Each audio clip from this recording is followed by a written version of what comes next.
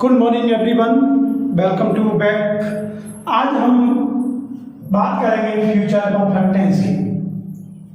इससे पहले हम सभी टेंस बारी बारी से पढ़ते आ रहे हैं और इससे पहले जो हमने टेंस पढ़ाया वो था हमारा फ्यूचर कंटिन्यूस। फ्यूचर कंटिन्यूस को भली प्रकार हम सीख चुके हैं। अब आज बात करते हैं हम फ्यूचर परफेक्ट टेंस की। किसी भी टेंस को सीखने से पहले हमें सबसे पहले उसकी पहचान की आवश्यकता होती है। तो हम सबसे पहले पहचान की बात करते हैं। इस टेंस की पहचान क्या होती है? वाक्य अंत में चुका होगा, चुकी होगी, चुके होंगे, लिया होगा, दिया होगा, दिया होगा, ऐसे शब्द आते हैं और कार्य का भविष्य में पूर्ण होना पाया जाता है। ऐसे टेंस में एक कार्य के लिए एक पॉइंट ऑफ टाइम पर समाप्त होना पाया जाता है, पूर्ण होना पाया जाता है।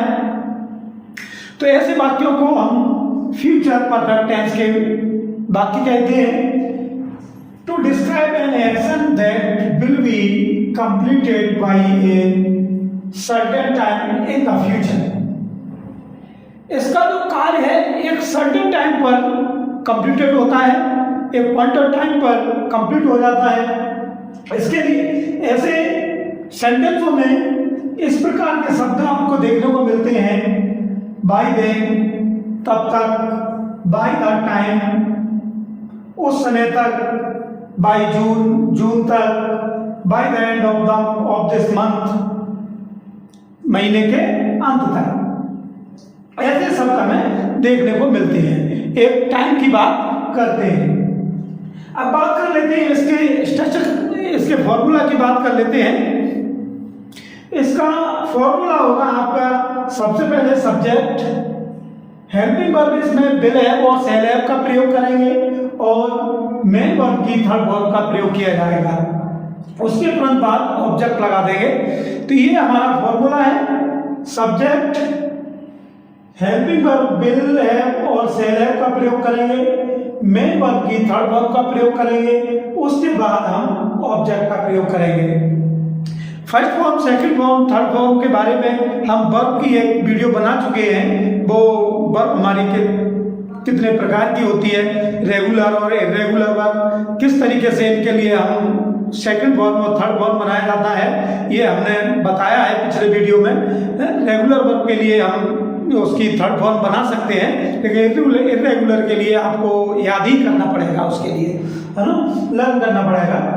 इसके बाद नेगेटिव के लिए फॉर्मूला है सब्जेक्ट, विल और हैव के बीच में नॉट आ जाएगा और उसके बाद मेन वर्ब की थर्ड फॉर्म ऑब्जेक्ट। जो हेल्पिंग वर्ब है विल और हैव, शैल हैव, इसके बीच में नॉट आ जाएगा, हमारा नेगेटिव सेंटेंस बन जाएगा।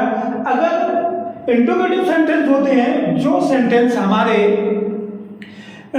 इंटरोगेटिव वर्ड क्या से शुरू होते हैं, यस नो टाइप वाले जो क्वेश्चन होते हैं, उनके लिए सबसे पहले हम बनाएंगे तो उसके लिए सबसे पहले हम हेल्पिंग वर्ब विल या शैल के लिए बाहर ले आएंगे।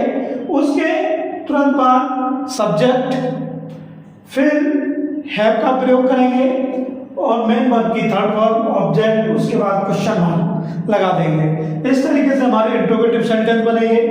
अगर हमारा सेंटेंस इंटरोगेटिव वर्ड जो वाक्य के मध्य में आते हैं, कब, कौन, कहाँ, किसने, ऐसे शब्द अगर वाक्य के मध्य में आते हैं, तब उसके लिए फॉर्मूला है हमारा कि इंटरोगेटिव वर्ड सबसे पहले हम बाहर निकाल लाएंगे, उसकी अंग्रेजी लगाएंगे, उसके तुरंत बाद विल या शैल का प्रयोग करेंगे।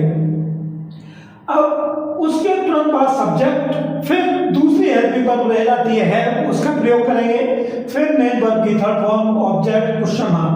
अब बात आती है विल हैव का प्रयोग का किसके साथ करें और शैल हैव का प्रयोग किसके साथ करें। आई और बी के साथ में शैल हैव का प्रयोग करते हैं और अदर जितने भी सब्जेक्ट होते हैं उनके साथ में हम विल हैव का प्रयोग करते हैं। लेकिन मॉडर्न इंग्लिश में हम सभी के साथ में विल हैव का प्रयोग कर सकते हैं, कोई प्रॉब्लम नहीं। हम कुछ सब्जेक्ट हमारा सिंगुलर हो, प्लूरल हो, थर्ड पर्सन हो, सेकंड पर्सन हो, फर्स्ट पर्सन हो, कोई भी सब्जेक्ट हो हमारा, उसके साथ हम विल हैव का भी प्रयोग कर सकते हैं। हमारा सेंटेंस बिल्कुल गलत नहीं होगा, बिल्कुल ठीक होगा। तो अब बात करते हैं, कुछ एग्जाम्पल ले लेते हैं। वह तब तक सब कुछ भूल चुका होगा, वह तब तक सब कुछ भूल चुका होगा। तो इसके लिए वह हमारा क्या है, सब्जेक्ट है। तो सबसे पहले हमने सब्जेक्ट ले लिया ही, उसके तुरंत बाद हम फॉर्मूले के अनुसार चलेंगे। उसके तुरंत बाद विल हैव का प्रयोग किया हमने, हैव पर विल हैव ले लिया। उसके बाद हमारा आता है मेन वर्ब का थर्ड फॉर्म। मेन वर्ब हमारा यहाँ है भूलना, क्या है, भूलना। तो फॉर, इसकी थर्ड फॉर्म भूलने की क्या होती है, फॉरगेटन, फॉरगॉटन। तो फॉरगॉटन क्या भूल चुका, सब कुछ, एवरीथिंग बाय देन, तब तक। He will have forgotten everything by then, वह तब तक सब कुछ भूल चुका होगा। इसी प्रकार दूसरा सेंटेंस ले लेते हैं। मैं इस कार्य को इस महीने के अंत तक समाप्त कर चुका होऊंगा, पहचान के अनुसार कर चुका होऊंगा। एक पॉइंट ऑफ टाइम दिया है, पॉइंट ऑफ टाइम, उसके अकॉर्डिंग कब तक, इस महीने के अंत तक, इस महीने के अंत तक समाप्त कर चुका होगा। तो आई हमारा सब्जेक्ट आई है, मैं विल है, लेकिन हमने ये भी बताया कि आई के साथ शैल हैव का प्रयोग करें, लेकिन हम विल हैव का भी प्रयोग करेंगे तो भी हमारा सेंटेंस गलत नहीं होगा। I will have finish, finish का third form finished this work, क्या, यह कार्य, मैं इस कार्य को, I will have finished this work by the end of this month, इस महीने के अंत तक। इस प्रकार ऐसे सेंटेंस बनाए जाएंगे हमारे। मैं समझता हूं कि आपकी ये समझ में आ रहा होगा। अब बात कर लेते हैं, एक एक्सरसाइज ले लेते हैं, उसमें आपके लिए नेगेटिव, इंट्रोगेटिव, अफर्मेटिव सभी सेंटेंस बताएंगे। अब हम बात कर लेते हैं नेगेटिव सेंटेंस, इंट्रोगेटिव सेंटेंस को कैसे बनाते हैं। एक सेंटेंस ले लेते हैं, वह 9 बजे तक ऑफिस पहुंच चुका होगा। तो हमारा सेंटेंस पॉजिटिव है, पहले हम पॉजिटिव बनाएंगे, उसी का हम नेगेटिव करेंगे, फिर इंट्रोगेटिव करेंगे, जिससे कि बिल्कुल कॉन्सेप्ट क्लियर हो जाए। देखिए, वह 9 बजे तक ऑफिस पहुंच चुका होगा। तो हमारा सब्जेक्ट ही के अकॉर्डिंग हेल्पिंग वर्ब विल है, पहुंच चुका होगा। मेन वर्ब हमारी पहुंचना, अराइव, इसका मतलब आना भी होता है, पहुंचना भी होता है, इसके कई सारे मीनिंग्स होते हैं। अराइव का third form arrive at office, कहां पहुंच चुका होगा, ऑफिस। बाय 9 o'clock, कब तक, 9 बजे तक, वह 9 बजे तक ऑफिस पहुंच चुका होगा। अब इसी का हम नेगेटिव ले लेते हैं कि वह 9 बजे तक ऑफिस नहीं पहुंचा होगा या पहुंच चुका होगा। तो ही विल नॉट हैव, जो हमारा हेल्पिंग वर्ब विल हैव है, उसके बीच में नोट आ जाएगा। कहाँ आएगा, बीच में नोट आएगा। तो he will not have arrive, main verb का वही third form, at office by 9 o'clock, वह 9 बजे तक ऑफिस नहीं पहुंच चुका होगा या नहीं पहुंचा होगा। इसी का हम इंट्रोगेटिव ले लेते हैं। इंट्रोगेटिव वही इंट्रोगेटिव वर्ड से शुरू होगा, क्या से, जैसे क्या, क्या वह 9 बजे तक ऑफिस पहुंच चुका होगा, क्या वह 9 बजे तक ऑफिस पहुंच चुका होगा। तो ऐसे में हमने बताया, जो हमारा फॉर्मूला था, कि उसमें क्या की अंग्रेजी की जगह हम हेल्पिंग वर्ब के लिए सबसे पहले लगा देते हैं। तो हमने वही किया, हेल्पिंग वर्ब सबसे पहले ले लिया विल, उसके तुरंत बाद हमारे फॉर्मूला के अकॉर्डिंग सब्जेक्ट ही, फिर have arrived at office by 9 o'clock question mark. अगर हमारा इंट्रोगेटिव सेंटेंस है तो हम पीछे क्वेश्चन मार्क लगा देते हैं। तो will he have arrived at office by 9 o'clock, क्या हुआ है, 9 बजे तक ऑफिस पहुंच चुका होगा। तो इंट्रोगेटिव इस तरीके से बनेगा। इसी प्रकार हम दूसरा एक सेंटेंस और ले लेते हैं, तुम रविवार तक डॉक्यूमेंट भेज चुके होगे, तुम रविवार तक डॉक्यूमेंट भेज चुके होगे। तो इसके लिए हम पहले सबसे पहले अफर्मेटिव सेंटेंस बनाएंगे। यू विल हैव, यू हमारा सब्जेक्ट, विल हैव हमारा हेल्पिंग वर्ब सेंड, सेंड की third verb send, send document bye Sunday, कब तक? संडे तक। अगला इसका निगेटिव बनाएंगे, निगेटिव का कोई फॉर्मूला, बिल और बिल और हैव के बीच में क्या आएगा? नॉट आ जाएगा। तो you will not have sent document bye Sunday, तुम रविवार तक डॉक्यूमेंट नहीं भेज चुके होगे, नहीं भेज पाए होगे। तो you will not have sent document bye Sunday. इसी का हम इंटरोगेटिव बनाएंगे, वही, क्या तुम रविवार तक अपने डॉक्यूमेंट भेज चुके होगे? तो इसके लिए क्या करेंगे? सबसे पहले वही अपनी हेल्पिंग वर्ब का प्रयोग करेंगे। हेल्पिंग वर्ब हमारा बिल यू, हेल्पिंग वर्ब, फिर उसके बाद सब्जेक्ट, फिर दूसरी हेल्पिंग वर्ब हैव, सेंड का सेंड, डॉक्यूमेंट बाय संडे। इस प्रकार हम पॉजिटिव से नेगेटिव, नेगेटिव से इंट्रोगेटिव सेंटेंस को बना सकते हैं। एक दो सेंटेंस से ही हमने ये क्लियर कर दिया कि नेगेटिव सेंटेंस के लिए इंट्रोगेटिव कैसे बनाएंगे, पॉजिटिव के लिए नेगेटिव कैसे बनाएंगे और नेगेटिव का पॉजिटिव कैसे करेंगे, ये भी हमने सीखा।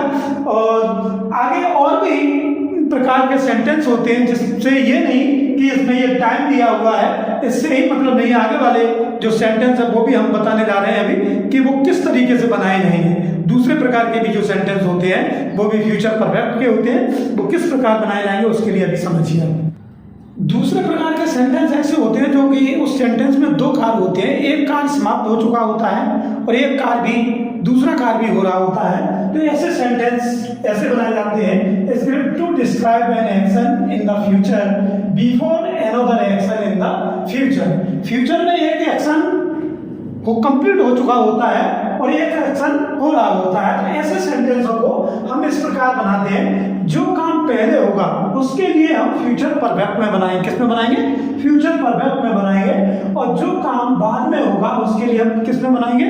फ्यूचर इंडेफिनिट में, फ्यूचर सिंपल सेंटेंस में बनाएंगे। तो ऐसे सेंटेंसों में ऐसे शब्द आते हैं जैसे before, when, by the time, इस प्रकार के शब्द भी आते हैं। इस दो तरह के ये इस प्रकार के सेंटेंस होते हैं, इनके लिए हम इस प्रकार बनाते हैं जैसे जब तुम्हें जॉब मिलेगी उससे पहले अंग्रेजी सीख चुके होंगे। तो क्या है? उससे पहले अंग्रेजी सीख चुके होंगे, एक कार्य पहले हो चुका है, उसके लिए हम किसमें बनाएंगे? फ्यूचर परफेक्ट में बनाएंगे। तो you will have learned English, you हमारा subject, will have helping verb learned English.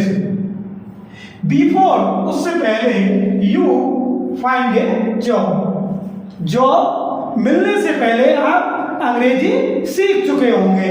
इसी प्रकार दूसरा सेंटेंस ले लेते हैं, जब तक तुम घर आओगे हम खाना खा चुके होंगे। जब तुम घर आओगे उससे पहले क्या है? हम खाना खा चुके होंगे। आपका आना बाद में होगा, उससे पहले हम खाना खा चुके होंगे। ऐसे सेंटेंसों के लिए हम दो सेंटेंसों में बनाते हैं, दो टेंस में बनाते हैं, फ्यूचर परफेक्ट में, दूसरा प्रेजेंट इंडेफिनिट टेंस में। तो जो कार्य हमारा पहले हुआ है उसके लिए हम फ्यूचर परफेक्ट में बनाएंगे। फ्यूचर परफेक्ट में हम खाना खा चुके होंगे, ये कार्य पहले कंप्लीट हो गया हमारा, ये बाद में हुआ। तो जो पहले कंप्लीट हुआ उसके लिए हम पहले बनाएंगे बी, हम helping verb will have eaten, eat का थर्ड वर्ब ईटन, डिनर हम खा चुके होंगे, खाना खा चुके होंगे। बाय द टाइम, जब तक यू गेट होम, जब तक आप घर पहुंचोगे उससे पहले हम खाना खा चुके होंगे। इसका मतलब घर पहुंचना। मैं समझता हूं फ्यूचर परफेक्ट टेंस आपके समझ में बिल्कुल आया होगा। बाकी सेंटेंस अगर टेंस समझ में नहीं आए, बाकी वीडियो हमारे बने हुए हैं, 1 बाय 1 करके हमने सभी वीडियो बनाए हैं, उनके लिए आप देख लें, और जिससे कि आपके टेंस बिल्कुल क्लियर हो जाएंगे। आगे भी और टेंस चल रहे हैं वो भी हम बताएंगे। और अगर वीडियो आपके लिए अच्छा लगा हो तो चैनल के लिए सब्सक्राइब करें। अगर पहली बार हमारे चैनल पे आए हैं तो चैनल को सब्सक्राइब करें और वीडियो के लिए शेयर करें। Thank you, bye.